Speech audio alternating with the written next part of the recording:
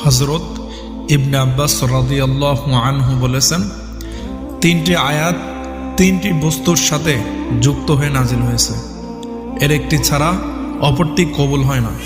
প্রথমটিতে আল্লাহ বলেছেন, ওয়া আতিউল্লাহা ওয়া আতিউর রাসূল, আল্লাহর আনুগত্য করো ও রাসূলের আনুগত্য করো।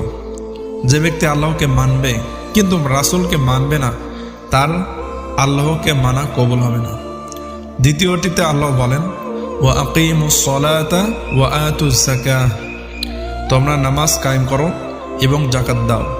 যে ব্যক্তি নামাজ পড়বে অথচ যাকাত দেবে না, তার নামাজ কবুল হবে না। তৃতীয়টিতে আল্লাহ বলেন, আনিশকুর লি ওয়ালিওয়ালিদাইকা, তুমি আমার প্রতি কৃতজ্ঞ হও এবং তোমার পিতামাতার প্রতি কৃতজ্ঞ হও। যে শুধু আল্লাহর প্রতি কৃতজ্ঞতা প্রকাশ করবে এবং পিতামাতার প্রতি কৃতজ্ঞতা হবে না, তার আল্লাহর কৃতজ্ঞতা অর্থহীন ও অগ্রহণযোগ্য বলে বিবেচিত হবে। এজন্যই রাসূল সাল্লাল্লাহু আলাইহি ওয়াসাল্লাম বলেছেন, পিতামাতার সন্তুষ্টিতে আল্লাহর সন্তোষ নিহিত এবং পিতামাতার অসন্তুষ্টিতে আল্লাহর অসন্তুষ্টি নিহিত।